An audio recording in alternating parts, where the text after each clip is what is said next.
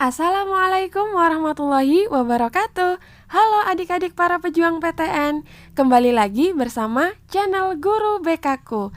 Di video kali ini, channel Guru BKku akan membahas tentang strategi mengukur peluang lolos SNMPTN 2021.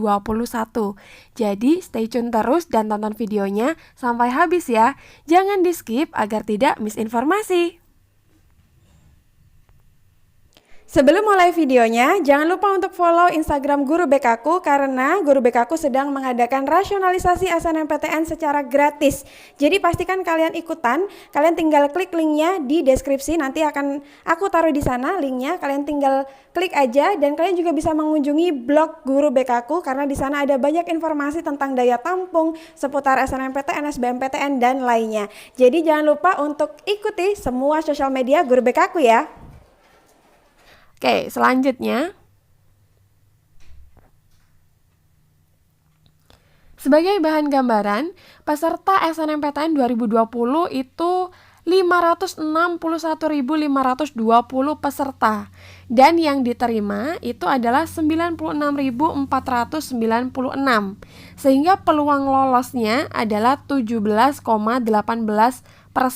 Nah, ini adalah data tahun 2020 ya adik-adik. Bahwa peminatnya nih di atas 500.000 tapi yang diterima tidak sampai 100.000.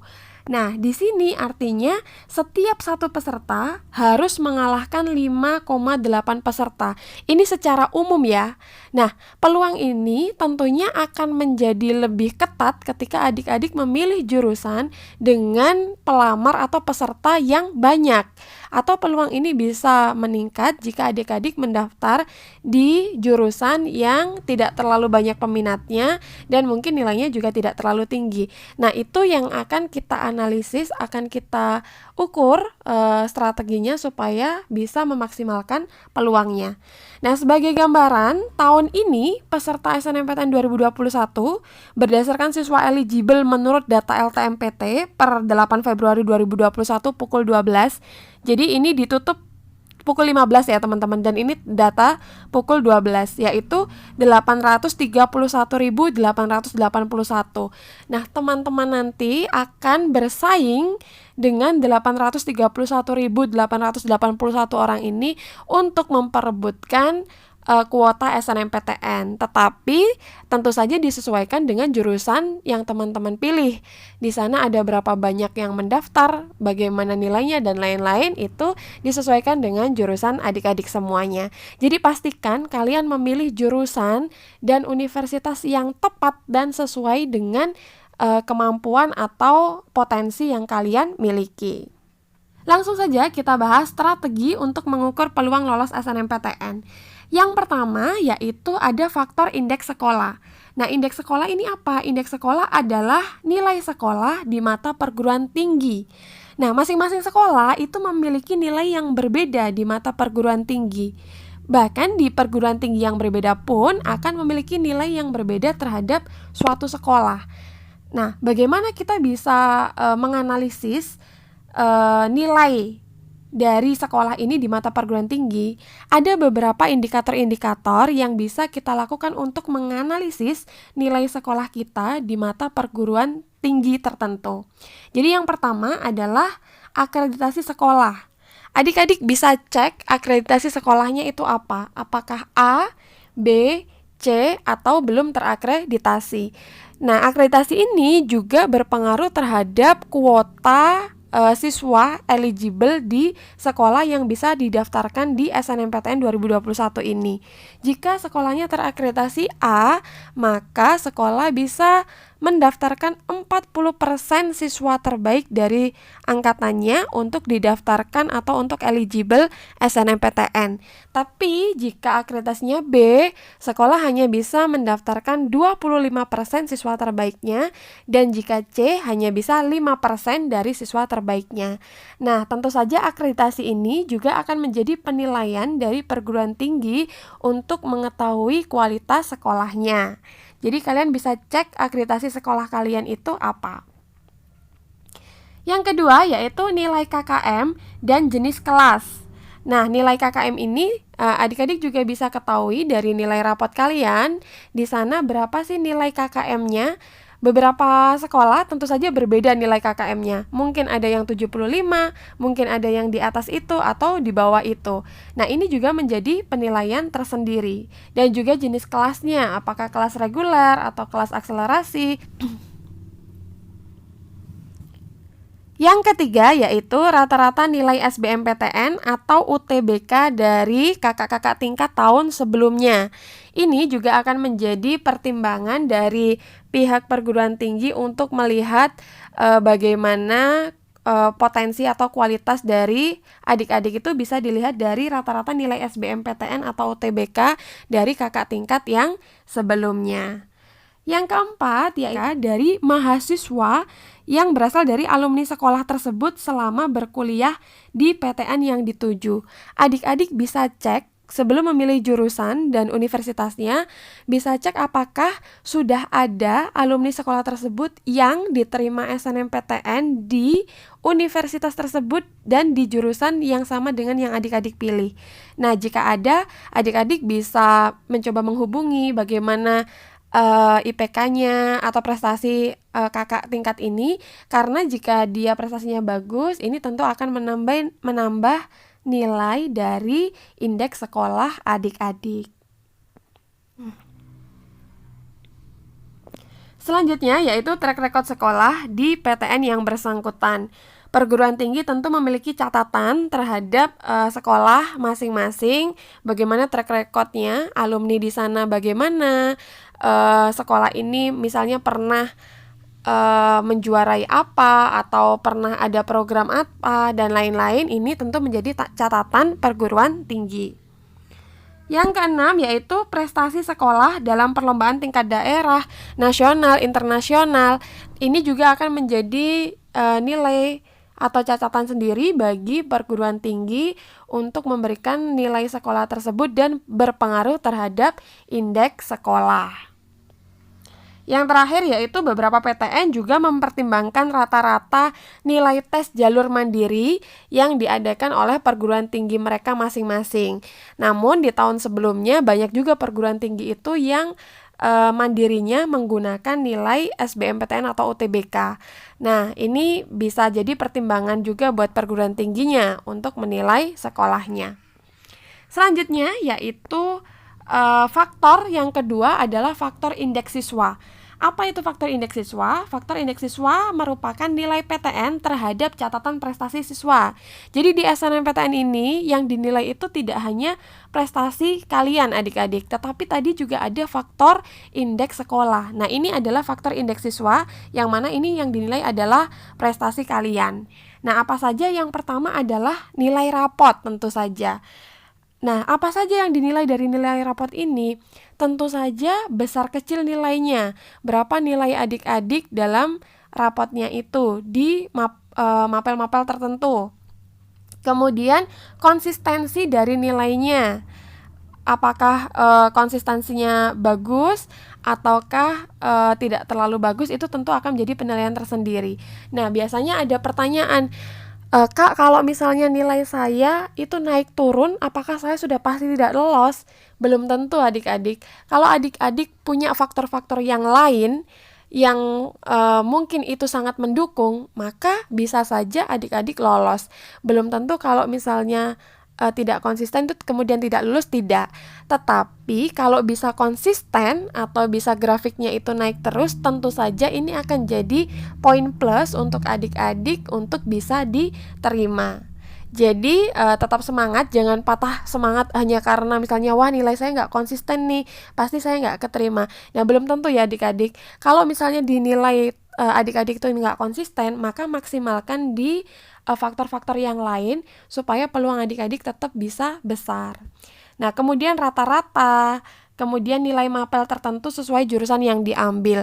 Nah, jurusan-jurusan tertentu akan melihat mapel-mapel tertentu yang dia memiliki hubungan dengan jurusan yang akan kalian ambil. Nah, jadi pastikan ketika kalian mengambil jurusan, lihat nilai kalian seberapa mendukung untuk bisa mengambil jurusan itu. Yang selanjutnya adalah piagam penghargaan atau sertifikat kejuaraan. Nah, kalau adik-adik memiliki piagam penghargaan atau sertifikat kejuaraan, khususnya juara 1-3, mulai dari minimal kabupaten, provinsi, nasional, internasional, maka adik-adik akan punya poin plus. Karena ini akan menjadi pembeda adik-adik dengan pelamar yang lainnya. Bayangkan dari 800.000 sekian orang tadi itu yang memiliki piagam penghargaan atau sertifikat kejuaraan mungkin hanya beberapa, apalagi di jurusan dan universitas yang adik-adik pilih. Tentu saja tidak semuanya punya, maka yang punya akan menjadi pembeda dan akan menjadi nilai plus, dan ini akan menjadi faktor yang cukup berpengaruh untuk adik-adik semoga bisa lolos di SNMPTN 2021 ini. Nah, buat kalian yang mungkin kelas 10 atau kelas 11 yang sedang nonton ini, maksimalkan waktu kalian selama di SMA untuk supaya bisa mengikuti kejuaraan-kejuaraan yang sesuai dengan bakat, minat, dan potensi kalian. Silahkan diikuti saja karena ini akan sangat berpengaruh dan menolong kalian untuk bisa lolos di SNMPTN tahun berikutnya. Selanjutnya yaitu portofolio pada jurusan seni dan olahraga. Untuk jurusan seni dan olahraga ini biasanya mensyaratkan portofolio ya adik-adik ya. Nah, ketika kalian memilih jurusan ini, pastikan kalian memaksimalkan portofolio kalian dengan baik, dipersiapkan dengan baik, dibuat dengan baik, supaya ini bisa memperbesar peluang kalian untuk bisa lolos SNMPTN.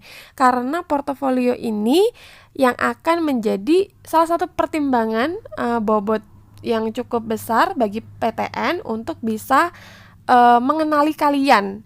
Apakah kalian memang layak untuk diterima di jurusan itu atau tidak. Jadi maksimalkan, persiapkan dengan baik, dan buat portofolio kalian sebaik mungkin agar memperbesar peluang kalian untuk lolos di SNMPTN 2021 ini. Nah, yang selanjutnya yaitu faktor keketatan PTN dan juga program studi. Nah, daya tampung di PTN itu tentu saja terbatas ya adik-adik ya. Nah, kalian bisa cek berapa sih daya tampung dari PTN dan jurusan yang kalian ambil itu di masing-masing PTN, atau kalian juga bisa cek di blog Guru BKku. Linknya akan kakak kasih di deskripsi, kalian bisa langsung klik dan kalian bisa cari di sana program studi dan juga perguruan tinggi negeri yang mau kalian ambil, dan cari di sana berapa daya tampungnya, dan kalian bisa analisis kira-kira seberapa besar peluang kalian untuk bisa lolos di jurusan dan PTN tersebut. Kemudian yang kedua yaitu kuota SNMPTN itu minimal 20% dari keseluruhan kuota atau 100% yang dimiliki setiap PTN. Jadi masing-masing PTN itu memiliki kuota 100% yang itu harus dibagi-bagi untuk kuota SNMPTN, SBMPTN, Mandiri, dan yang lainnya. Nah, SNMPTN ini minimal harus 20% dari keseluruhan kuota 100% yang dimiliki setiap PTN.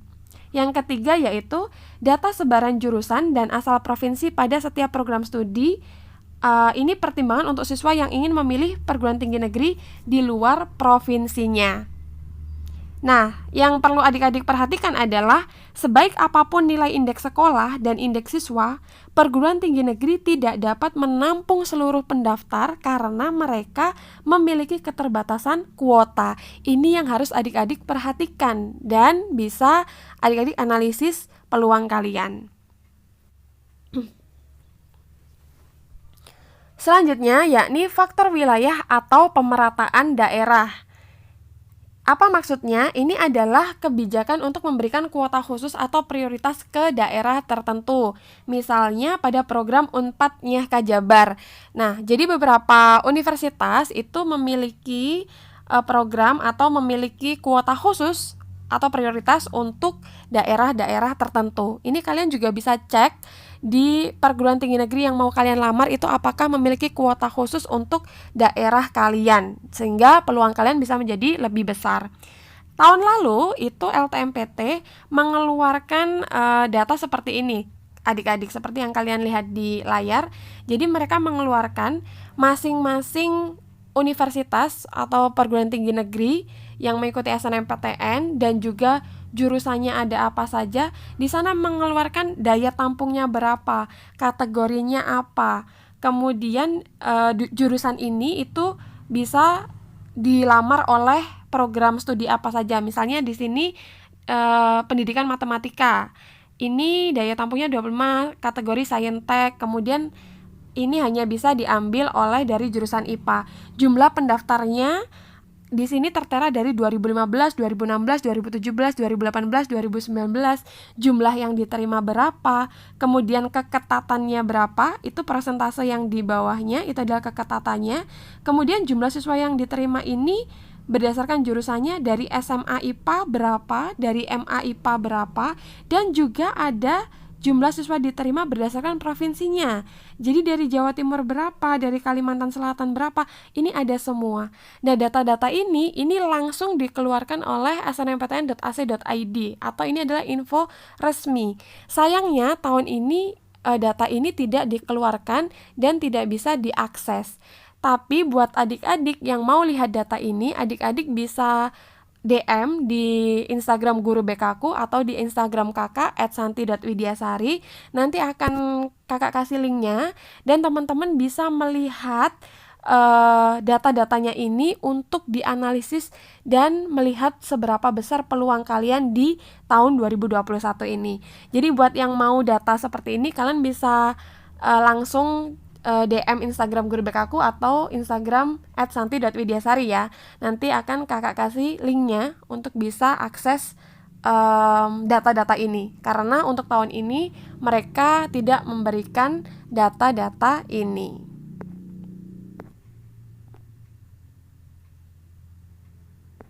Adik-adik, itu tadi adalah faktor-faktor yang mempengaruhi atau indikator-indikator yang mempengaruhi untuk kelolosan SNMPTN 2021. Tetapi selain di atas tadi, tentu saja masih banyak faktor X lainnya yang mungkin tidak bisa kita ukur, misalnya faktor keberuntungan, faktor kehendak Tuhan, faktor-faktor yang lainnya. Nah, tapi setidaknya adik-adik sudah punya pandangan dan bisa memilih jurusannya secara rasional bukan secara emosional. Nah, disclaimer-nya adalah bahwa apa yang tadi kakak sampaikan itu adalah gambaran secara umum. Dan bisa jadi kebijakan di tiap-tiap PTN itu berbeda gitu. Sehingga apa yang tadi disampaikan mungkin tidak semuanya itu adalah mutlak. Bisa saja PTN yang satu menggunakan beberapa faktor, PTN yang lainnya menggunakan faktor yang lain. Jadi tidak semuanya dipakai. Apa yang tadi disampaikan itu adalah gambaran umum dan tidak mutlak. Tetapi alangkah baiknya jika kita bisa memaksimalkan semua faktor-faktor tadi sehingga peluang kita menjadi besar untuk diterima di SNMPTN 2021 ini. Nah, pemilihan PTN dan prodi ini tidak hanya berbicara tentang peluang ya adik-adik ya, tetapi kalian, siswa dan orang tua harus mengedepankan minat, bakat, kemampuan, dan sistem pendukung yang kalian miliki. Karena jika kalian diterima di PTN melalui jalur SNMPTN, tentu saja kalian harus bertanggung jawab untuk menjalani perkuliahan pada PTN dan program studi yang telah kalian pilih. Karena apa yang kalian lakukan nanti itu juga akan berpengaruh terhadap indeks sekolah kalian dan berpengaruh terhadap adik-adik kalian. Jadi lakukan sebaik mungkin dan good luck ya. Kalian bisa tulis di kolom komentar, mungkin ada pertanyaan, atau kalian juga bisa tulis di kolom komentar jurusan yang mau kalian lamar. Dan kalian bisa langsung follow Instagram Guru BKku karena Guru BKku sekarang sedang menyelenggarakan analisis nilai rapot atau rasionalisasi SNMPTN 2021. Di sana kalian akan dibantu untuk menganalisis atau rasionalisasi nilai-nilai kalian. Jadi nanti di deskripsi akan kakak cantumkan linknya. Kalian bisa tinggal klik dan langsung follow dan ikut rasionalisasinya. Sekian dulu untuk video kali ini, semoga membantu. Kakak doakan untuk kalian yang sudah nonton video ini sampai selesai, mudah-mudahan diberikan kelancaran, kemudahan, dan bisa lolos SNMPTN 2021. Terima kasih telah menonton, sampai jumpa di video yang selanjutnya. Assalamualaikum warahmatullahi wabarakatuh.